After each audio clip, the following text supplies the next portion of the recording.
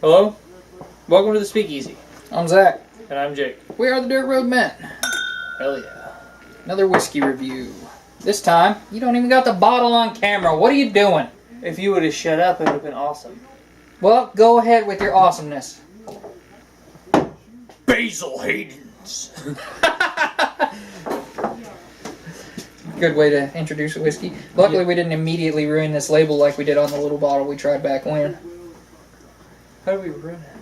And right as we poured it, we spilled some on the label. My I really like this label scheme. If we ever somehow manage to start our own whiskey company, we should do this. I do like that a lot, because... Well, obviously, we'll have to change it up a little bit, because it's their signature thing. But. Yeah, and you put Basil Hayden's on something that's not, you're probably going to get sued. Well... Thanks! I know. So, my tasting notes probably aren't going to be the most accurate because this was a random arrival, courtesy of Momo, right after our cigar review. Cigars are great. So, whiskey goes better with cigars anyway. But I've also had this before, so I already know what I would rate it. I just don't remember the exact tasting notes. Basil Hayden's, I know is a part of one of the small batch offerings from Jim Beam's. Well, Beam Suntory, but yeah, literally like it was Jim under Beam. Jim Beam's label before then. It's considerably more though. I think it's like $45 a bottle around here. Yeah, the half bottles are $25.99. Yeah. I don't remember where he got this one at. Mm-hmm. I don't know if he got it while he was in Iowa. It doesn't say, like cigarettes do. I think he said it was a lot cheaper. I think he paid almost, I think he said this was as cheap as the little bottles almost. Nice. I think he said it was around 30. Cool. Price is very subjective. Just crossing a neighboring state line, you can look at a ridiculous fluctuation in price. Yeah, for us, most of the time, if we cross to Missouri, it gets more expensive. But we can buy it more often. So like better times, because there are limits on what times you can sell in Kansas and even what days, kind of. You can sell on Sunday now, though. Yeah, but you can only sell from like noon to 8.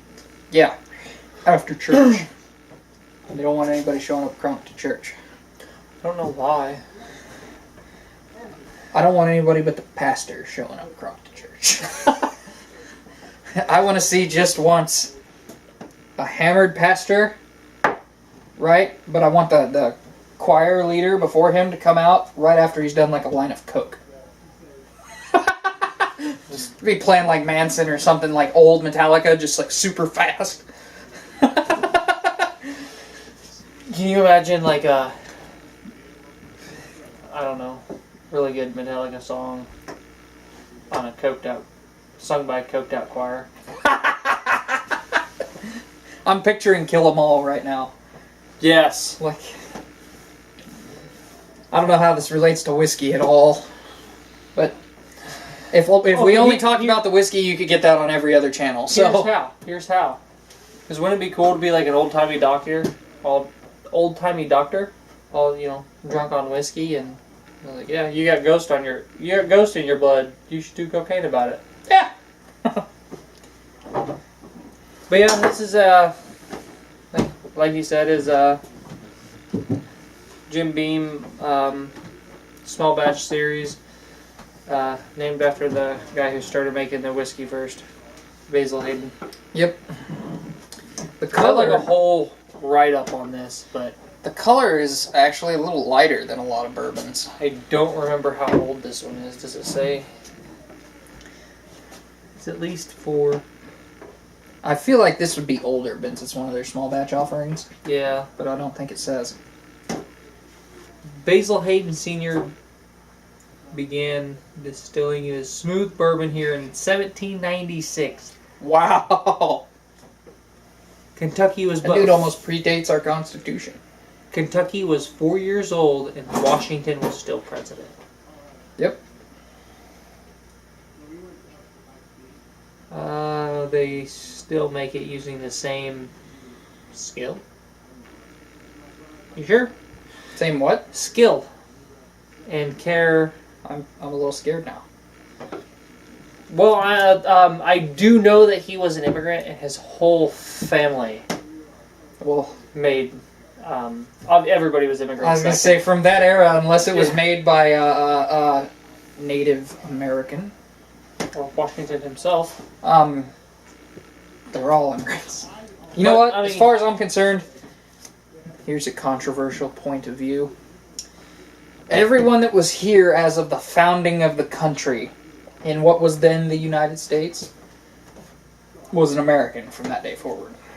Oh yeah, well history didn't even start until July 4th of 1776. So there you go.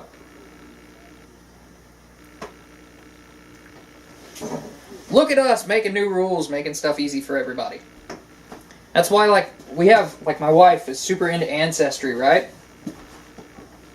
And I know, like, your wife kind of is too, although she was born in Germany, so maybe that's got something to do with it. She maybe should not be so interested in history. At the very least, she should never be interested in anything close to socialism. Yeah.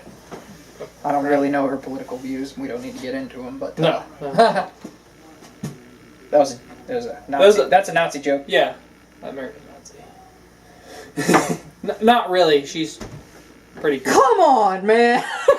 She's really cool. She's not a Nazi. She's like really far from a Nazi.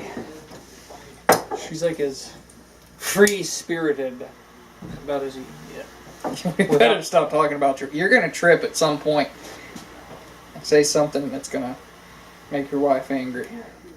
She already knows I think she's a hippie. Okay. I mean, I tell her all the time. Yeah. I love you, honey. She insisted that we hurry and fix the bar for you guys. Said our background was too distracting when we first moved over here. Yep. But anyway, Basil Hayden's. It's awesome. It's got a lot of the classic bourbon notes, but like the color, especially in the glass, reminds me of like a little bit darker Lafroig. Yeah, like just a little bit darker Scotch or Irish whiskey. Yeah, really light for bourbon. It doesn't really look like it in this low lighting setting we have out here, but in the lighting we have over in the shop where we used to shoot, it looks pale, like really, really pale. There's a good... Yeah, that's like a standard bourbon color, a little bit dark. So that's really light. Yeah. As far as whiskeys go, as far as bourbons go, this is one of the few I would actually rate it a 10. And I'm confident in that 10. I'm not like 10, 9, something like that. 10. I'd give Basil Hayden's a 10. And it's weird because they use they're a lot higher rye. Yeah. Well, I mean, I like Wild Turkey 101, but we tend to choose weeded bourbons no matter what. Didn't Jim Beam have higher rye than Turkey? Same rye. Yeah. Turkey's like, we're high rye. It's same rye as Jim Beam. Well, maybe Jim Beam's higher rye than. I mean, you just 13%. That's like the two biggest bourbon distillers. No, Jim Beam and Heaven Hill. Yeah. Wild Turkey falls behind Heaven Hill. Wild Turkey's really, really particular, though, in what they produce. It all has to taste really similar. So. And they're a lot younger of a company. They are, yeah. I think Wild Turkey started in the... Watch our review. It was like in the 40s. Yeah. And they've only had 2 master distillers. Yeah, and they're both still alive, huh? Yeah. Which is cool. Yep. And only 3 signatures on their bottles. The 2 master distillers, and Matthew McConaughey got his name on Long Branch. And then there was another guy's name on the bottles, but his signature wasn't on the bottles. It was somebody else's Wild Turkey for a while. It said like somebody's Wild Turkey. Oh, Austin Nichols. Austin Nichols was the parent company. That's right. And then I wanted to address that because a lot of people crapped on that in the promo video McConaughey made. We're here reviewing a Jim Beam product, talking about Long Branch. Hey, but it's still bourbon, and when it comes down to it, that's all that matters. We Americans got to stick together. Hell yeah, we do. See, one thing that I notice about like most whiskey channels is a lot of them, unless you get into like the Bourbonite, obviously. He's cool as hell. I want to hang out with that guy so much. He's a metalhead.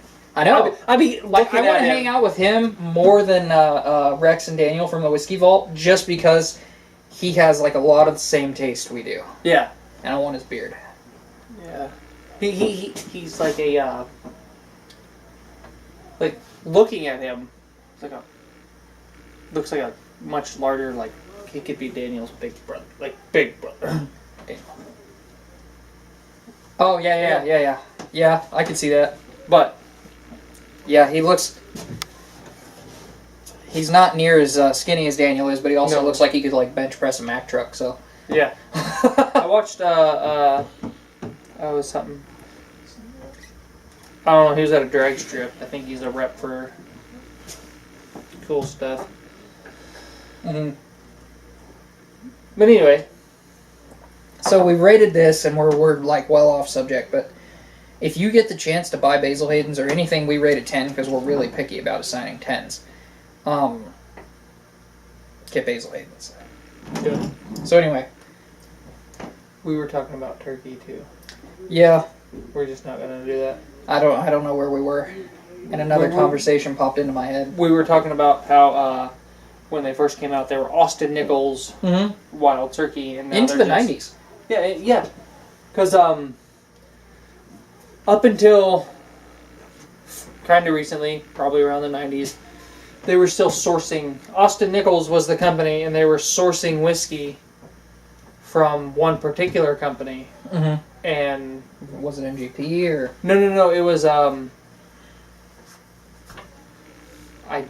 I had my notebook, I'd look to our wild turkey thing, and it was a like a father-son company. Gotcha. They were sourcing it and modeling it, and story. And then they took some of it started distilling, that's when they hired Jimmy.